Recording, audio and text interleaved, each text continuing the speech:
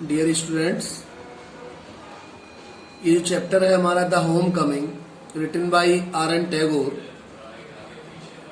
इस चैप्टर पर एक वीडियो आपको ऑलरेडी प्रोवाइड की जा चुकी है।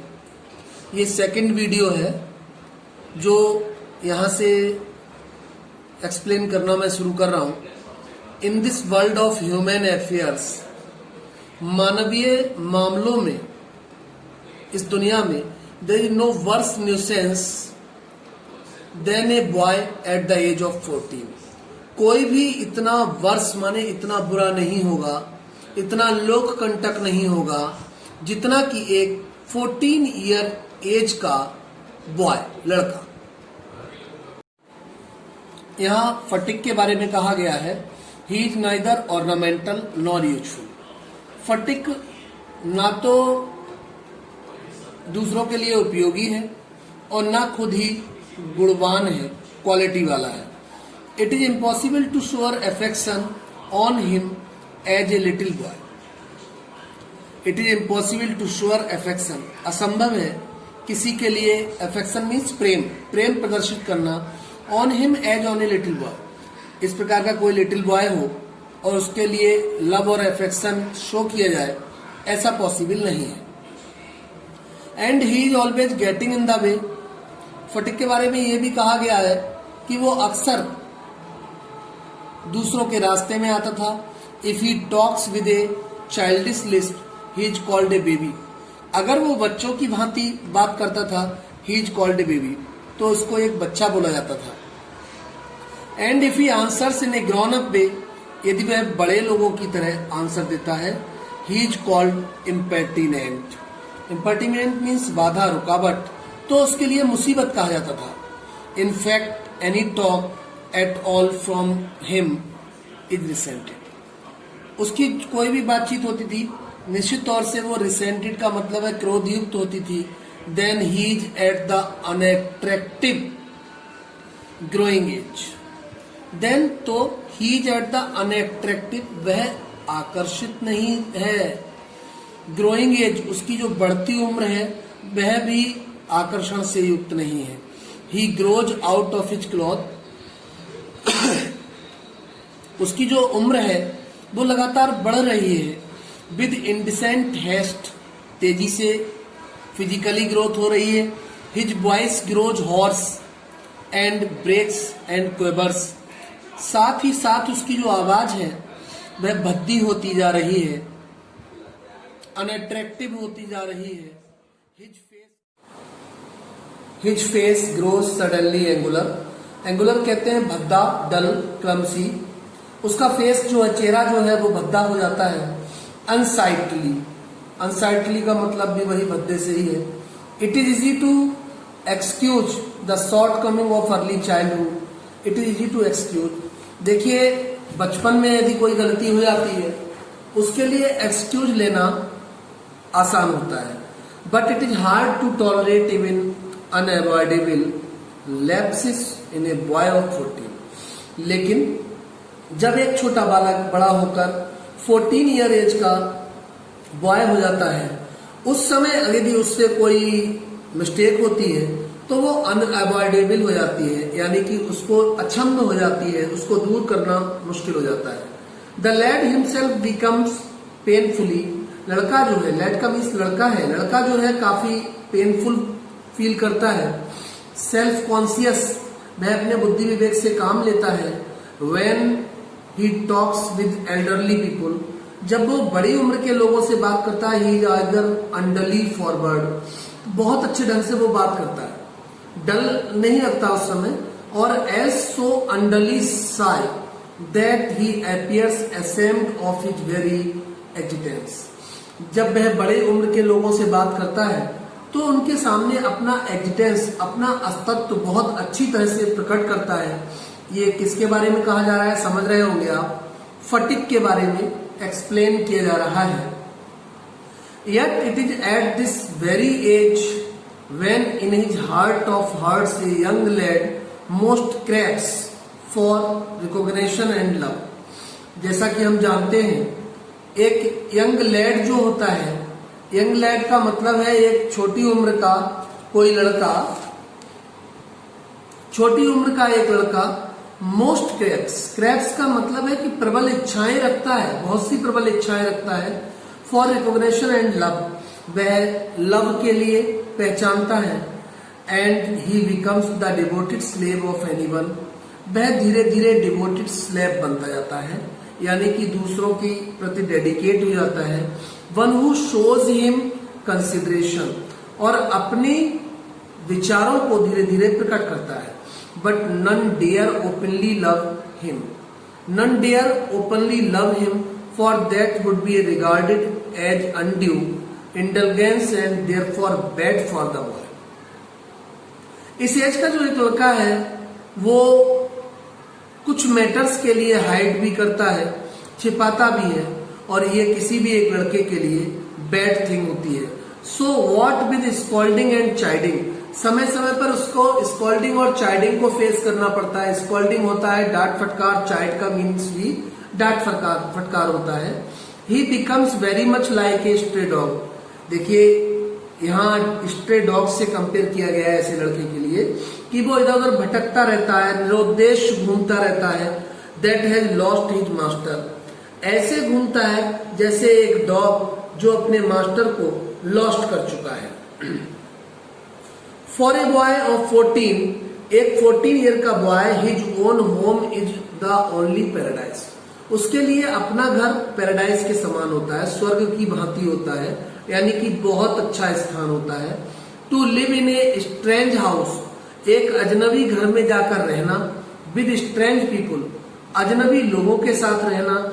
Is little sort of torture, ये एक प्रकार का टॉर्चर है। टॉर्चर का मतलब पनिशमेंट है। While the height of bliss is to receive the kind of looks of women and never to be slighted by them. देखिए अलग अलग लोग, वुमेन हो मैन हो, वो अलग अलग दृष्टि से, अलग अलग विचारों से उसकी ओर देखते हैं। It was anxious to Fatik to be the unwelcome guest in the aunt's house. फटिक को बहुत खराब लगती है ये बात कि उसके लिए कहा जाता है कि वो बिन बुलाया मेहमान है अपनी आंट के घर में, अपनी मामी के घर में। Despised by his this elderly women, उससे जो एल्डरली वुमेन है वो डेस्पाइस करते हैं, हेट करते हैं, घृणा करते हैं। एंड स्लाइटेड ऑन एवरी ओकेजन, और हर अवसर पर उसको बहुत हल्के तरीके से देखा जाता है, नजरअंदाज किया जाता है। If she ever asked him to do anything for her, if she ever asked him to do anything for her, उसकी जो मामी है, मैटरनल आंट है, वो कोई भी काम करने के लिए जब उससे कहती हैं, he would be so overjoyed, वह खुश हो जाता है। That he would overdo it, और वह बड़े आनंदित होकर उस काम को करता है। And then she would tell him not to be so stupid, और उसके द्वारा फिर आंट के द्वारा उसको बोला जाता है stupid, but to get on with his lessons. इस तरीके के जो शब्द हैं वो फटिक के लिए सुनने पड़ते हैं अपनी मैटरनल आंट के द्वारा। मैटरनल आंट का मीनिंग यहाँ मामी है। The cramped atmosphere of neglect in his aunt's house, aunt के घर में उसको तरह तरह का दूषित वातावरण सहन करना पड़ता है। ऑपरेस्ड फटिक सो मच, फटिक का इतना ज्यादा विरोध होता है। That he felt that he could hardly breathe, that he felt, उसको एहसास हुआ, that he could hardly breathe, कि इतना वो मुसीबत में जी रहा था कि वह वहां ब्रीथ भी मुश्किल से ले पा रहा था, सांस भी लेना उसे मुश्किल हो रही थी। He wanted to go out into the open country, वह खुली कंट्री में, खुले मैदान में जाना चाहता था। And fill his lungs and breathe freely, और बिल्कुल रिलैक्स से, चैन से वो सांस लेना चाहता था, जहां किसी प्रकार का कोई उसे बंधन ना हो। But there was no open country to go to, लेकिन उसके लिए कोई भी ऐसा स्थान नहीं था जहां वो स्वच्छंद होकर रह सके। Surrounded on all sides by Calcutta, Calcutta के चारों ओर हाउसेस एंड वॉल्स, घनी बस्ती थी।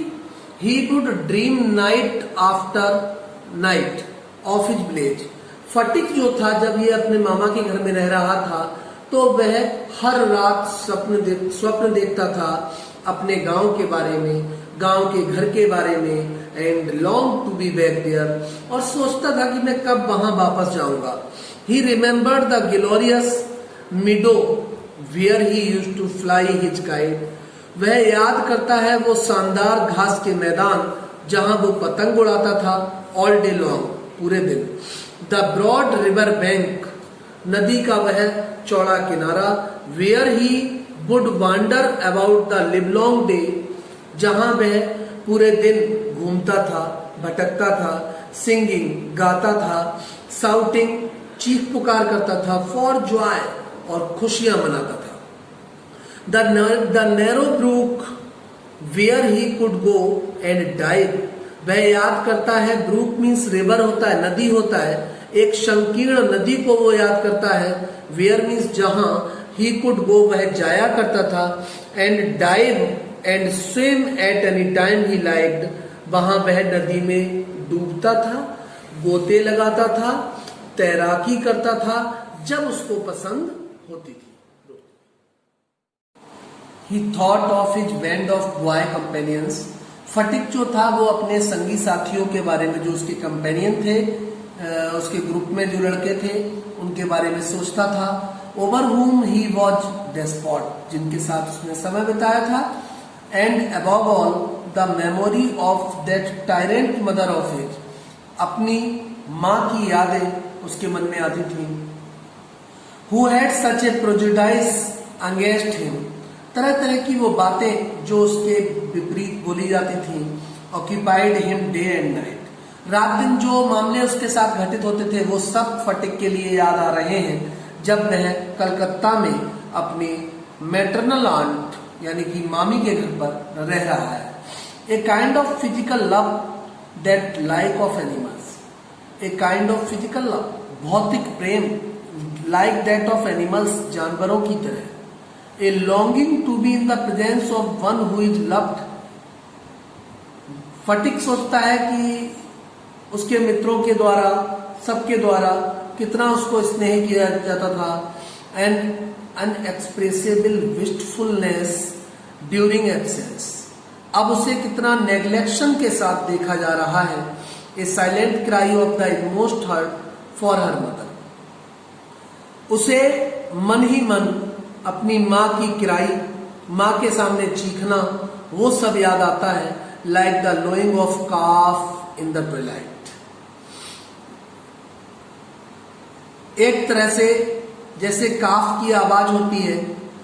This love which was almost an animal instinct, वह इस लव के लिए एनिमल इंस्टिंक्ट के रूप में प्रेजेंट करता है।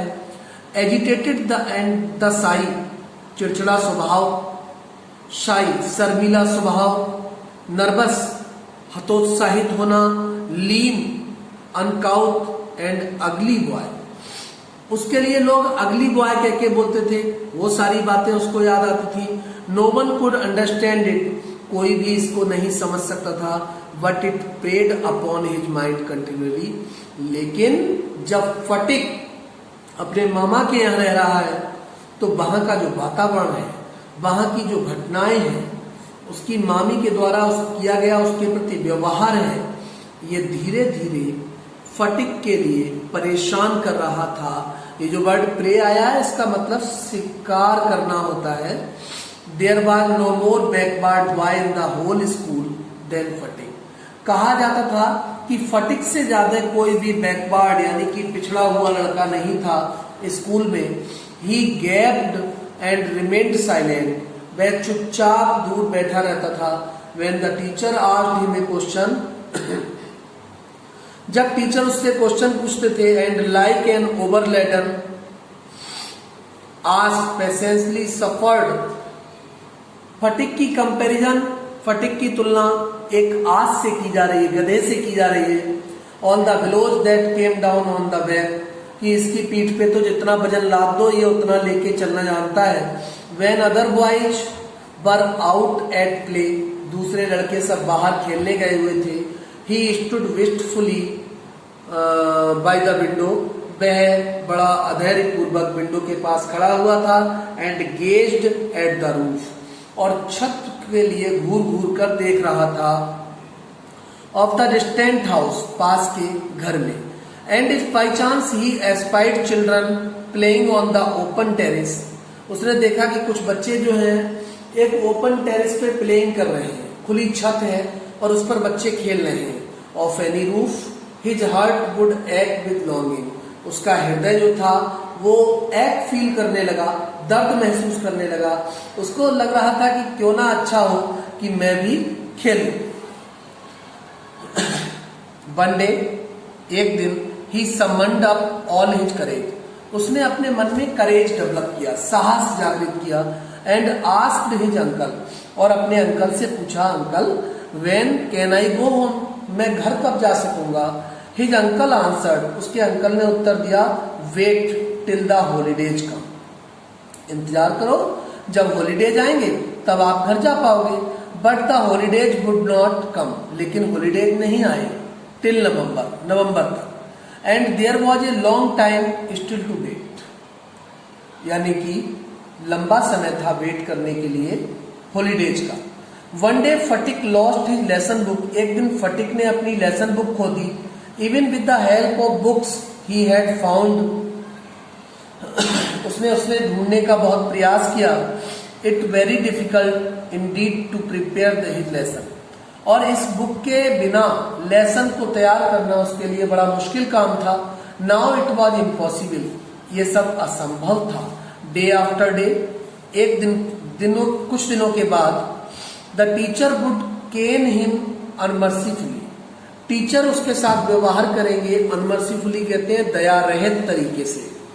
His condition became so abjectly miserable, उसकी दशा इतनी अधिक, माइजरेबल मीन्स दयनीय होती जा रही थी, that even his cousins were ashamed to own him, उसके कजिन्स जो थे वो भी उस पर असेम्ड करते थे, शर्मिंदगी फील करते थे।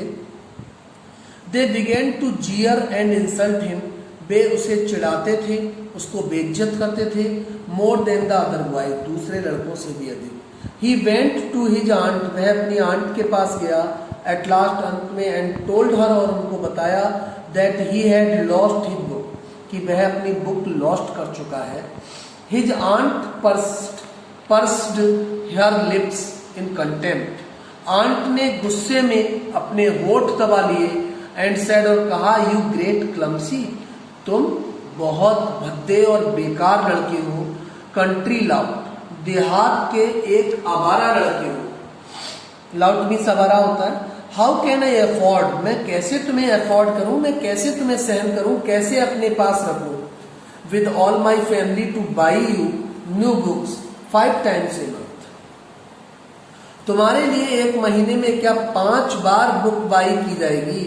दैट नाइट, उस रात, on his way back from school, वह स्कूल से वापस आया। Phatik had a bad headache with a fit, Phatik के सिर में दर्द था। With a fit of shivering, कांप रहा था, ऐसा लग रहा था जैसे उसको, फिट कहते हैं दौरे पड़ने वाले। He felt he was going to have an attack of malarial fever, उसको लगा कि उसे मलेरिया फीवर का अटैक होने जा रहा है, मलेरिया फीवर होने जा रहा है। His one great fear was that, एक और डर था, he would be a nuisance to his aunt, कि वह अपनी आंट के लिए, न्यूसेंस माने कंटक, यानी कि बाधा बना हुआ था। The next morning Phatik was nowhere to be seen, अगली मॉर्निंग हुई, सुबह हुई, Phatik was nowhere to be seen, Phatik कहीं भी दिखाई नहीं दिया। All searches in the neighbourhood proved futile, सबने उसको इधर उधर पास पड़ोस में ढूंढा लेकिन व्यर्थ रहा। The rain had been pouring in the torrent all night, पूरी रात बारिश हुई थी। And those who went out in search of the boy, जो लोग बॉय को सर्च करने बाहर गए थे, गॉट ड्रेंच्ड, ड्रेंच कहते हैं भीग जाना, वे पूरी तरह भीग चुके थे। थ्रो टू द स्किन, पूरी तरह स्किन यानी शरीर भीगे हुए थे। एट लास्ट, अंत में, Bishamber asked help from the police, Bishamber ने सोचा अब तो फटिक के लिए ढूंढने के लिए पुलिस की हेल्प लेनी पड़ेगी। At the end of the day, दिन के अंत में एक police van stopped at the door. एक पुलिस वैन आई और दरवाजे पर रुकी। बिफोर द हाउस, उन्हीं के घर के सामने। इट वॉज स्टिल रेनिंग, बारिश हो रही थी। And the street were all flooded, गलियों में पानी था। टू कांस्टेबल ब्रॉट आउट, दो सिपाही बाहर आए। ब्रॉट आउट फटिक, फटिक को लेकर बाहर आए। In their arms and placed him before दिसंबर, और उसे लाकर दिसंबर के सामने खड़ा कर दिया। He was wet through from head to foot, सिर से लेके पैर तक वह भीगा हुआ था। मडी ऑल ओवर, उसके पूरे शरीर पर मिट्टी लगी हुई थी। His face and eyes flushed red, उसका चेहरा और आंखें लाल हो रही थी। विद फीवर, बुखार से पीड़ित था। And his limbs all trembling, उसका जो अंग थे वो कांप रहे थे। Bishamber carried him in his arm and took him into the inner apartment. Bishamber ने उसका हाथ पकड़ा और वह घर में अंदर उसे लेकर आए। When his wife saw him, जब उनकी पत्नी ने, दिसंबर की पत्नी ने उसको देखा, she exclaimed, उन्होंने वर्णन किया, बोला, What a heap of trouble this boy has given us. इस लड़के ने हमें कितनी समस्याओं का ढेर दे दिया है, समस्याओं में फंसा दिया है। Had not you better send him home? अच्छा रहेगा कि आप इसे इसके घर भेज दो। फटिक हियर्ड हर वर्ड्स, फटिक ने उसके शब्द सुने। एंड सॉफ्ड आउट लाउड, सिसकता हुआ बाहर आया, uncle I was just going home, मैं घर जा रहा था। But they drag me back again, लेकिन ये लोग मुझे वहां से पकड़कर, ड्रैग कहते हैं खींच कर, यहाँ वापस ले आए। The fever rose very high, बुखार जो था उसको बहुत ज्यादा हो गया। And all that night the boy was delirious, लड़का पूरी रात परेशान रहा। दिसंबर ब्रॉट इन ए डॉक्टर, दिसंबर जो थे वो डॉक्टर को लेके आए। फटिक ओपनड हिज आइज, फटिक ने अपनी आंखें खोली। फ्लश्ड विद फीवर, बुखार से पीड़ित था। Looked up to the ceiling, ceiling कहते हैं छत का निचला भाग, छत की ओर देखा। एंड सेड वेकेंटली, और बिल्कुल उसने खुले मन से, फ्रीनेस के साथ कहा, अंकल हैव द हॉलीडेज कम, क्या छुट्टी आ गई? मे आई गो होम, क्या मैं घर जा सकता हूं? Bishamber wiped the tears from his own eyes, Bishamber ने उसकी अपनी आंखों से टीयर्स को, आंसुओं को पोंछा। And took Phatik's lean and burning hands in his own, Phatik के हाथ अपने हाथों में पकड़े। एंड सेट बाय हिम, उसके पास बैठ गए। थ्रू द नाइट, रात भर बैठे रहे। The boy began again to mutter, लड़का फिर कुछ कहने लगा। At last his voice became excited, अंत में उसकी आवाज इतनी उत्तेजित हो गई। मदर ही क्राइड, उसने चीख के बोला, माँ don't beat me like that, मुझे मत मारो ऐसे। Mother I am telling the truth, माँ मैं सत्य बोल रहा। The next day Phatik became conscious, अगले दिन फटिक और बुद्धि विवेक से काम लेने लगा। फॉर ए शॉर्ट टाइम, कुछ समय के लिए। ही टर्न्ड हिज आइज, उसने अपना चेहरा घुमाया, आंखें घुमाई। अबाउट द रूम, पूरे रूम को देखा। As if expecting someone to come, उसको लग रहा था कि कोई आ रहा है। एट लास्ट, अंत में with an air of disappointment, वह निराश हो गया। His head sank back on the pillow, उसने अपना सिर तकिया पर रख लिया। ही टर्न्ड हिज फेस, उसने अपना चेहरा घुमाया। टू द वॉल, दीवार की ओर। विद ए डीप साई, और गहरी सांस ली। दिसंबर न्यू द हिज थॉट्स, दिसंबर उसके विचारों को समझ गए। And bending down his head, अपना सिर नीचे झुकाए हुए, विस्पर्ड, धीरे धीरे कुछ बोल रहे थे। Phatik, I have sent for your mother, I have sent for your mother, मैंने तुम्हारी मदर के लिए सूचना भेज दी है। द डे वेंट बाई, दिन बीतता गया। The doctor said in A troubled voice, doctor ने बड़ी परेशानी युक्त आवाज में कहा, that the boys condition was very critical, क्या कहा कि बॉय की जो दशा है वो बहुत ही दयनीय है। फटिक बिगेन टू क्राई आउट, फटिक चीखने लगा। बाय द मार्क 3 fathoms, ऐसे चीख रहा था। By the mark 4 fathoms, by the mark he had heard the seller, इतने में एक सेलर यानी कि नाविक की आवाज सुनाई पड़ी। On the river steamer calling out the mark on the plumb line, जो रिवर स्टीमर पर था, स्टीमर कहते हैं नौका बोट, और कॉल कर रहा था। Now he was himself plumbing an unfathomable sea, वह एक गहरे सी में खड़ा हुआ था, सी के किनारे, समुद्र के किनारे खड़ा हुआ था। Later in the day Phatik's mother burst into the room, इतने में फटिक की माँ जो थी वो रूम में आई। लाइक ए विर्लविंड, एक विर्लविंड की तरह, विर्लविंड कहते हैं बवंडर, पानी का बवंडर, उसकी तरह आई, यानी बहुत तेजी से आई। And began to toss from side to side, और फटिक जो था वो साइड टू साइड टॉस कर रहा था, उछल रहा था।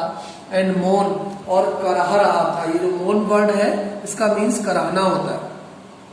And cry in A loud voice, और तेज आवाज में चीख रहा था। विशंबर ट्राइड टू काम हर एजिटेशन, विशंबर ने उसके लिए शांत करने का प्रयास किया। But she flung herself on the bed, लेकिन वो बेड पर उछल के गिर गया। एंड क्राइड, और चीखा, फटिक माई डार्लिंग, फटिक मेरे प्रिय, माई डार्लिंग मेरे प्रिय।